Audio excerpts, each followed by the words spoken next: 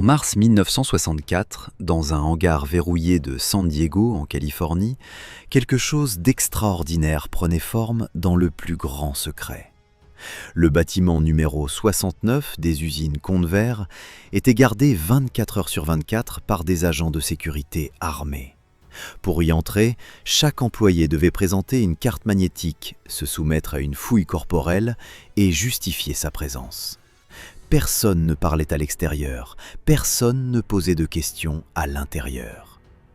30 ingénieurs et techniciens travaillaient dans une zone totalement isolée du reste de l'usine, sans savoir exactement ce qu'ils construisaient, ni pourquoi un tel niveau de secret entourait leur projet. Ce que ces hommes fabriquaient allait devenir l'un des prototypes les plus audacieux de l'aviation américaine et l'une des victimes les plus injustes de la politique militaire de la guerre froide. Pour comprendre pourquoi cet avion est né dans l'obscurité, il faut revenir quelques années en arrière, au début des années 60, alors que les États-Unis s'engagent progressivement dans un conflit qui va marquer leur histoire pour des décennies. Le Vietnam. Une jungle dense, des routes impossibles, des combattants invisibles qui disparaissent entre les arbres après chaque embuscade. L'armée américaine dispose à cette époque d'avions puissants, rapides, conçus pour des guerres conventionnelles en Europe, des confrontations directes contre des blindés soviétiques ou des formations aériennes ennemies. Mais contre une guérilla dans la jungle tropicale, ces appareils sont pratiquement inutiles. Ils sont trop rapides pour observer le terrain avec précision, trop fragiles pour opérer depuis des pistes de fortune, trop complexes pour être maintenus dans des conditions rudimentaires. L'armée américaine n'a tout simplement pas l'avion qu'il lui faut pour cette guerre. C'est à ce moment précis que Convair, la division aéronautique de General Dynamics installée à San Diego, flaire une opportunité que peu d'entreprises ont encore identifiée. Convair n'est pas un acteur ordinaire de l'industrie aéronautique américaine. Depuis sa fondation en 1923 par Reuben H. Fleet sous le nom de Consolidated Aircraft Corporation, la compagnie a produit certains des appareils les plus emblématiques de l'histoire militaire américaine. Le PBUA Catalina, ce remarquable hydravion de patrouille qui a traqué les sous-marins allemands dans l'Atlantique pendant la Seconde Guerre mondiale. Le B-24 Liberator, l'un des bombardiers lourds les plus produits de toute l'histoire de l'aviation, avec plus de 18 000 exemplaires construits. Le F-102 Delta Dagger, intercepteur supersonique à aile delta qui a patrouillé les cieux de la guerre froide. Et le missile A-class, premier missile balistique intercontinental opérationnel des États-Unis, capable de porter une charge nucléaire à des milliers de kilomètres. Convair sait construire des machines de guerre, et en 1961, ses ingénieurs commencent à réfléchir à un concept radicalement différent de tout ce qu'ils ont produit jusque-là. L'idée initiale vient des Marines. En 1959, 2 officiers du corps des Marines ont développé un concept théorique pour un avion léger d'appui rapproché, capable de décoller et d'atterrir sur des distances très courtes, d'opérer depuis des routes ou des clairières proches du front et d'accompagner les troupes au sol au plus près des combats. Un avion pas cher, robuste, facile à entretenir, qui pourrait être mis en œuvre avec un minimum de soutien logistique. Convair prend cette idée et commence à l'explorer sérieusement dès 1961, bien avant que le gouvernement américain ne formalise une quelconque demande officielle. Les ingénieurs construisent une maquette à l'échelle 1/6 et la soumettent à 900 séries de tests distincts dans la soufflerie de l'usine. Ils expérimentent une configuration amphibie avec une maquette à l'échelle 1/7, testant le comportement hydrodynamique de flotteurs dans un bassin de remorquage, à grande et faible vitesse, par mer calme et par mer agitée. Chaque donnée est consignée, analysée, discutée. Convair construit sa connaissance de cet avion avec une rigueur absolue, sans avoir reçu un seul dollar du gouvernement américain. En fin d'année 1963, les choses s'accélèrent brutalement. Les 3 branches de l'armée américaine, l'US Army, l'US Navy et l'US Air Force, publient conjointement une demande de proposition pour un avion de reconnaissance armée légère, désigné LARA pour Light Armed Reconnaissance Aircraft. Les exigences sont précises et exigeantes. L'appareil doit pouvoir transporter au moins 2100 kg de fret, ou 6 parachutistes, ou 6 civières pour évacuation médicale. Il doit atteindre au moins 560 km/h, décoller en moins de 240 mètres, être capable d'appontage sur porte-avions et d'opérations amphibies. Son armement doit inclure 4 mitrailleuses de 7,62 mm, un pot-canon et des missiles RR AIM-9 Sidewinder. Au moins 10 grands constructeurs aéronautiques américains vont répondre à cette demande, mais Convair a une longueur d'avance considérable sur tous ses concurrents, parce que ses ingénieurs travaillent en secret depuis 3 ans déjà sur exactement ce type d'appareil. En mars 1964, la compagnie soumet officiellement sa proposition sous le nom de Model 48 Charger. Dans le hangar verrouillé de San Diego, les 30 ingénieurs du début deviennent bientôt 200. La course est lancée. Le Model 48 Charger était une machine pensée jusqu'au moindre détail pour survivre dans les conditions les plus hostiles imaginables. Pas un gramme superflu, pas une pièce inutile, pas une complexité qui ne soit justifiée par une nécessité opérationnelle absolue. Les ingénieurs de Convair avaient une obsession: construire un avion que 2 mécaniciens pourraient entretenir dans une jungle, avec des outils rudimentaires, sous la pluie, la nuit, avec des pièces de rechange transportées dans un simple camion. Chaque décision de conception découlait de cette contrainte fondamentale, et le résultat était un appareil d'une cohérence technique remarquable. La structure principale était un monoplan à double poutre de queue, entièrement réalisé en aluminium selon la technique monocoque, avec un nez, une section arrière du fuselage et des extrémités d'ailes en fibre de verre. Ce choix de matériaux n'était pas anodin. La fibre de verre résiste mieux à l'humidité tropicale que l'aluminium nu, elle ne se corrode pas et elle peut être réparée sur le terrain avec des moyens limités. Le fuselage central abritait 2 sièges en tandem sous une verrière coulissante, le pilote à l'avant, l'observateur à l'arrière, tous deux disposant d'une visibilité exceptionnelle sur le terrain survolé. Ce poste d'observation arrière était une caractéristique cruciale pour les missions de contrôle aérien avancé, où l'officier embarqué devait identifier des cibles au sol, coordonner les frappes et guider d'autres appareils vers leurs objectifs. La propulsion reposait sur 2 turbopropulseurs Pratt & Whitney Canada T74, développant chacun 650 chevaux. Ces moteurs entraînaient 2 hélices tripales à pas variables tournant en sens contraire, une configuration qui annulait le couple de rotation et rendait l'appareil beaucoup plus stable en vol lent, précisément lorsqu'il survolait un objectif à basse altitude pour guider une frappe ou observer un mouvement ennemi. L'envergure de l'aile était délibérément courte, à peine 8,40 m, ce qui plaçait la quasi-totalité de la surface à l'air dans le souffle direct des hélices. Cet effet de souffle accéléré sur les volets permettait de générer une portance considérable, même à très faible vitesse, réduisant drastiquement les distances de décollage et d'atterrissage. Le système de volet était l'une des innovations les plus ingénieuses de l'appareil. Pour le décollage, il se positionnait à 10 degrés. Pour l'atterrissage, il pivotait jusqu'à 90 degrés complets, transformant pratiquement les ailes en freins aérodynamiques et permettant des approches à des vitesses et des angles qui auraient été impossibles sur un avion conventionnel. Combiné à la déviation du souffle des hélices vers le bas, ce système permettait au Charger de se poser sur moins de 240 mètres en configuration opérationnelle standard, une performance que peu d'avions militaires de l'époque pouvaient égaler. Un cône de queue articulé à l'arrière du fuselage s'ouvrait pour révéler une soute capable d'accueillir jusqu'à 900 kg de fret, des civières médicales ou des parachutistes, accessibles en quelques secondes sans aucun équipement spécial.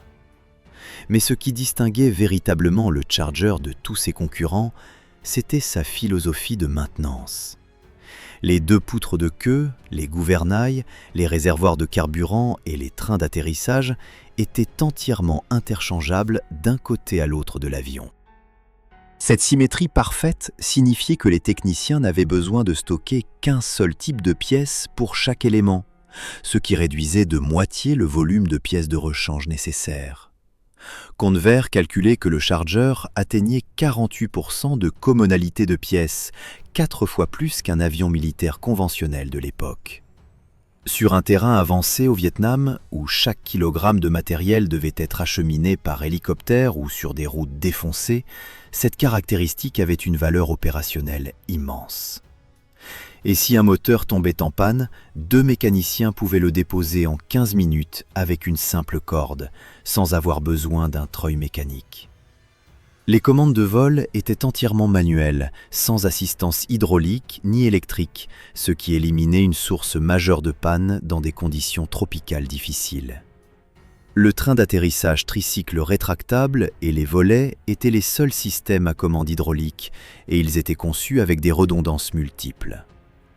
L'armement comprenait 4 mitrailleuses de 7,62 mm montées en pod sur les flancs du fuselage, tandis que des points d'emport sous les ailes et sous le fuselage pouvaient recevoir jusqu'à 900 kg supplémentaires de charges extérieures, bombes, roquettes ou pods de canon. L'appareil pouvait également être équipé de 2 énormes flotteurs pour les opérations amphibies dans les deltas fluviaux et les zones côtières du Vietnam, une capacité qu'aucun de ses concurrents directs ne possédait. En septembre 1964, le prototype fut sorti de son hangar secret dans une mise en scène soigneusement orchestrée par Convair. La compagnie avait fait frapper des pièces de monnaie portant l'inscription « A bird in hand is worth 2 in the bush ». Un oiseau en main vaut mieux que 2 dans le buisson, distribué aux journalistes et officiels présents. Le message était clair et délibérément provocateur. Convair avait un avion réel, terminé, prêt à voler, pendant que ses concurrents n'avaient encore que des dessins sur du papier. La machine pesait 2020 kg à vide, compacte, trapue, avec cette silhouette caractéristique à double poutre qui lui donnait un aspect immédiatement reconnaissable. Tout le monde dans l'industrie aéronautique américaine comprit ce jour-là que Convair jouait pour gagner. Le 25 novembre 1964, le modèle 48 Charger décolla pour la première fois depuis le Lindbergh Field de San Diego. Aux commandes se trouvait Johnny Nevo, pilote d'essai vétéran de Convair, dont l'expérience couvrait des dizaines d'appareils militaires et civils. Le siège arrière n'accueillait pas d'observateurs humains ce jour-là, mais une batterie d'instruments de mesure qui transmettait en temps réel des données de vol à une station au sol.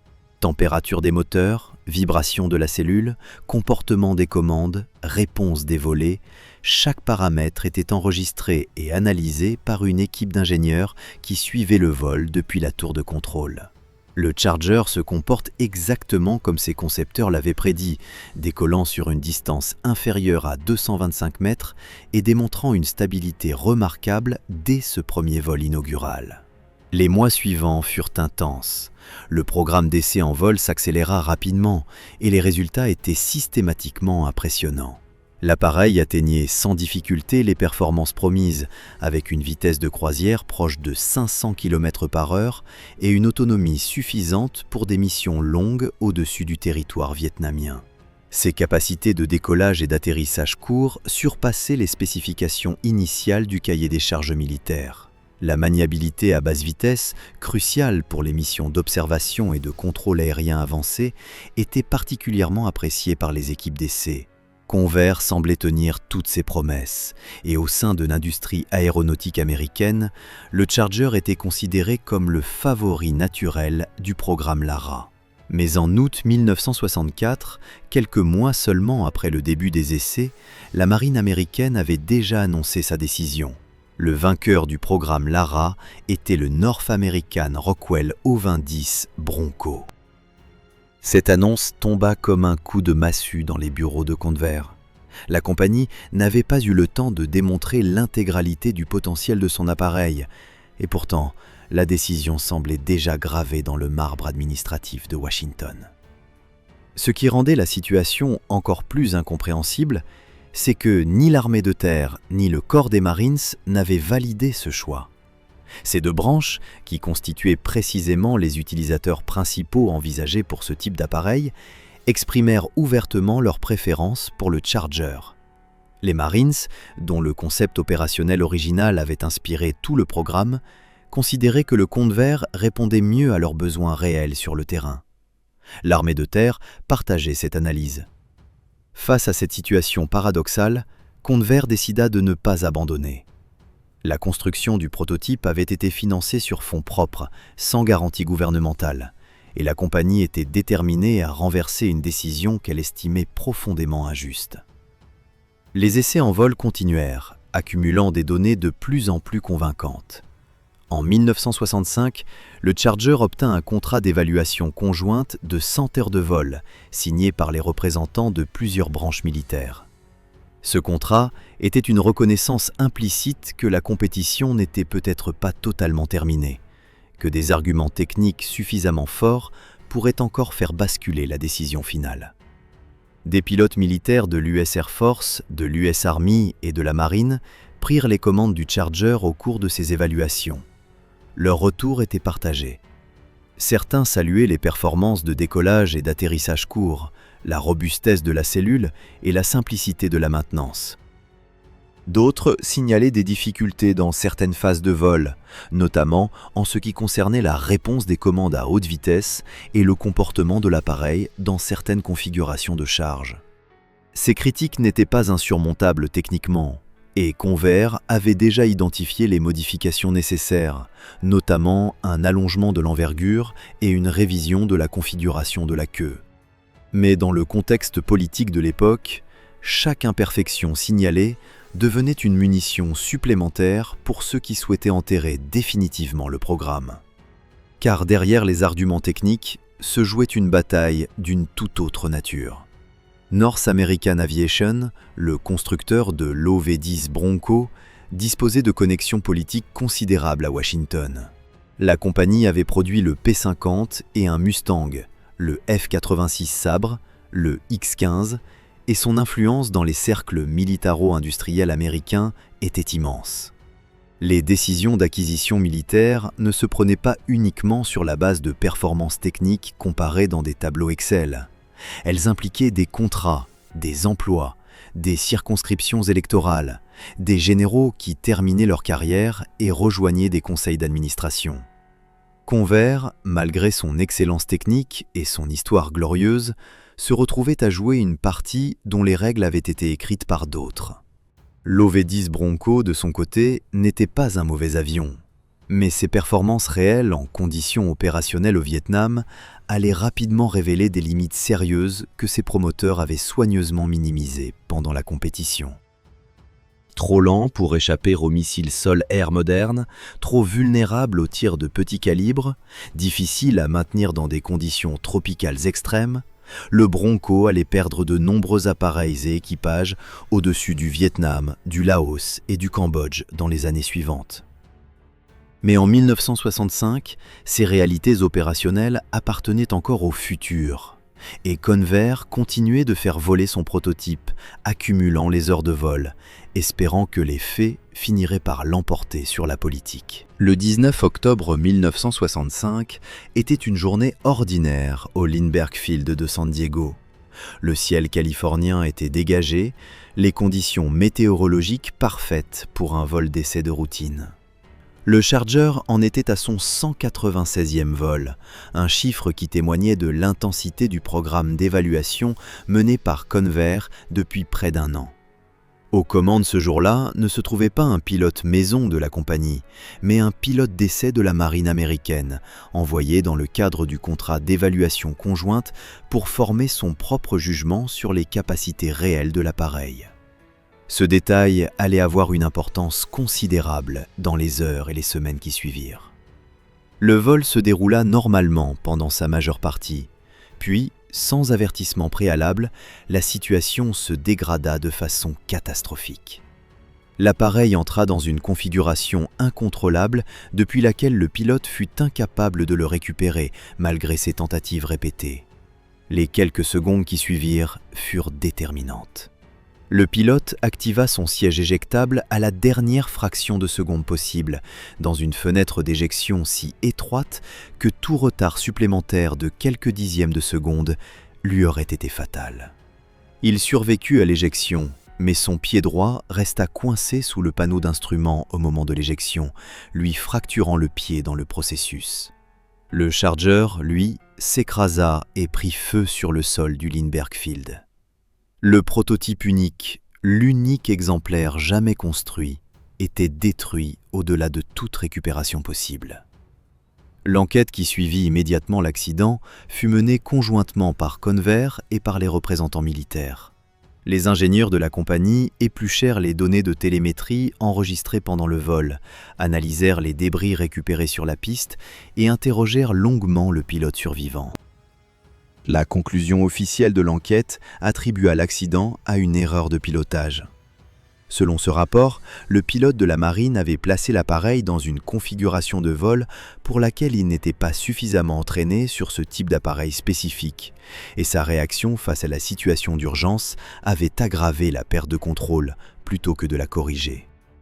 Convair contesta fermement cette version des faits, arguant que les données de vol disponibles n'étaient pas suffisamment concluantes pour établir avec certitude la cause première de l'accident.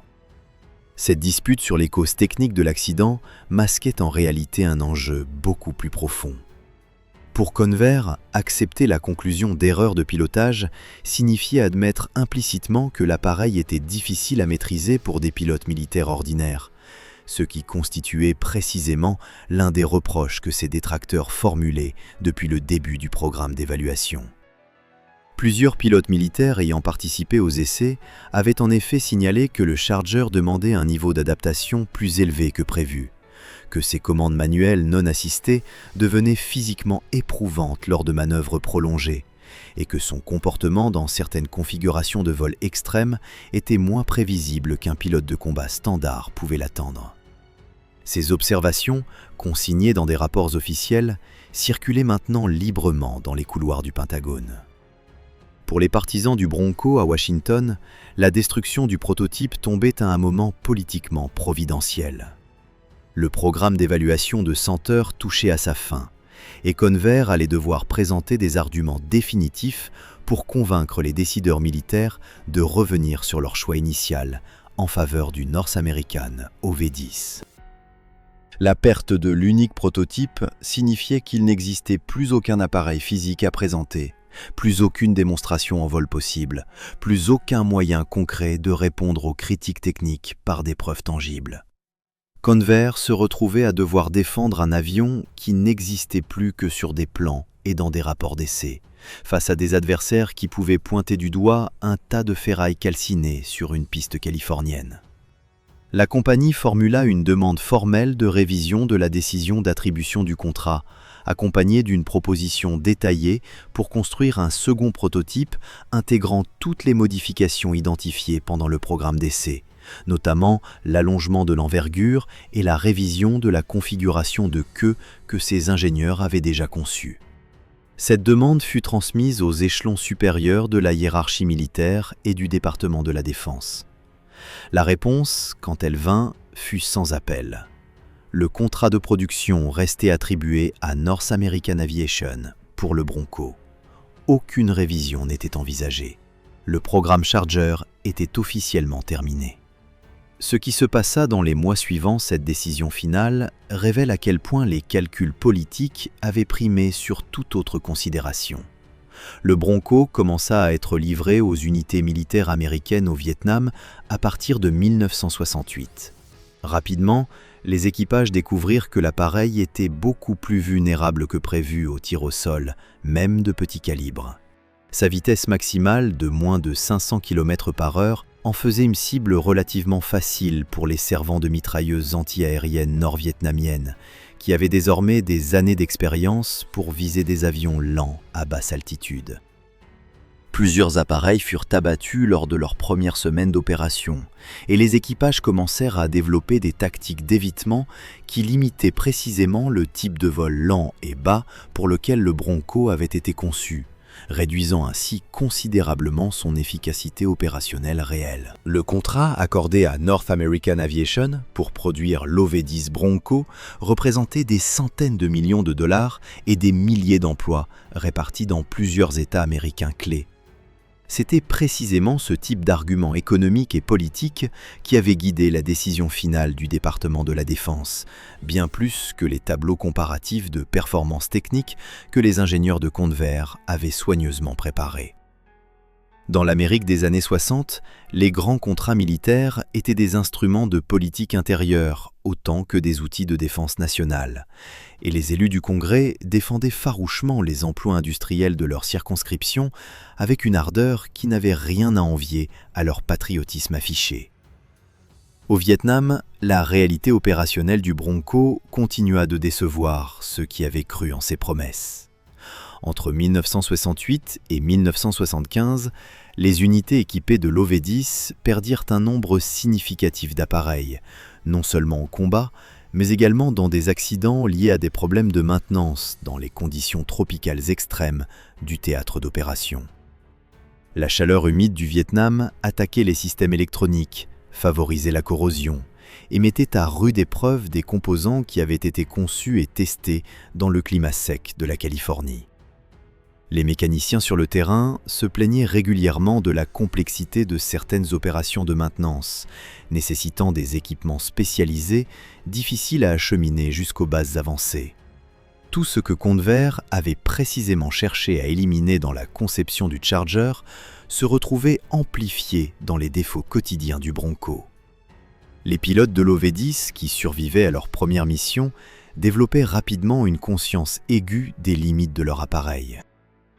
Voler lentement et bas, condition indispensable pour identifier avec précision des cibles camouflées dans la jungle dense, signifiait s'exposer à des tirs nourris depuis le sol.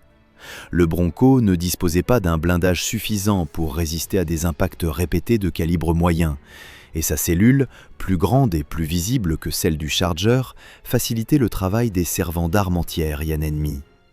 Des équipages entiers furent faits prisonniers après avoir été abattus lors de missions de contrôle aérien avancées au-dessus du Laos et du Cambodge, dans des zones où toute opération de sauvetage était extrêmement difficile à organiser.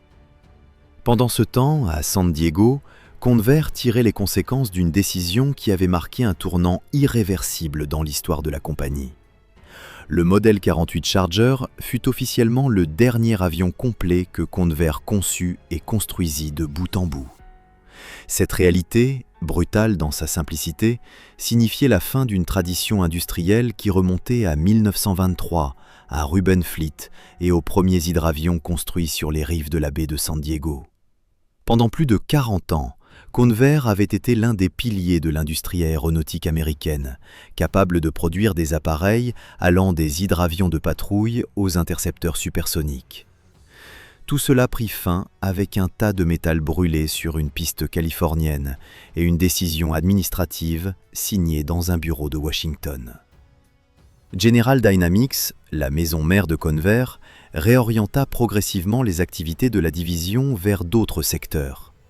Les ingénieurs qui avaient conçu le Charger se dispersèrent dans d'autres entreprises ou travaillèrent sur des programmes de missiles et de systèmes spatiaux qui ne demandaient pas les mêmes compétences en aérodynamique appliquée. Les souffleries, les bassins de test hydrodynamiques, les installations d'essais en vol, tout l'appareil industriel qui avait permis de concevoir le Charger en moins de 3 ans fut progressivement démantelé ou réaffecté. Une expertise accumulée sur des décennies disparut en quelques années, victime d'une décision prise pour des raisons qui n'avaient rien à voir avec la technique. L'histoire du Charger ne se termina pas complètement dans l'oubli immédiat. Des années après la fermeture du programme, d'anciens ingénieurs de Convair continuèrent à publier des analyses comparatives démontrant que leur appareil aurait présenté des avantages opérationnels significatifs dans le contexte vietnamien. La capacité amphibie, inutilisée faute d'avoir jamais été déployée, aurait permis des opérations dans les deltas du Mékong que le Bronco ne pouvait tout simplement pas mener. La commonalité des pièces et la simplicité de maintenance auraient réduit les coûts logistiques et augmenté la disponibilité opérationnelle des appareils. Ces analyses restèrent ce qu'elles étaient, des exercices intellectuels sur ce qui aurait pu être, sans jamais modifier la réalité de ce qui avait été. Ce qui rend l'histoire du Charger universellement fascinante, au-delà du seul contexte américain ou vietnamien, c'est ce qu'elle révèle sur la manière dont les grandes décisions technologiques se prennent réellement dans les démocraties industrielles. La supériorité technique ne suffit pas, l'excellence de l'ingénierie ne garantit rien.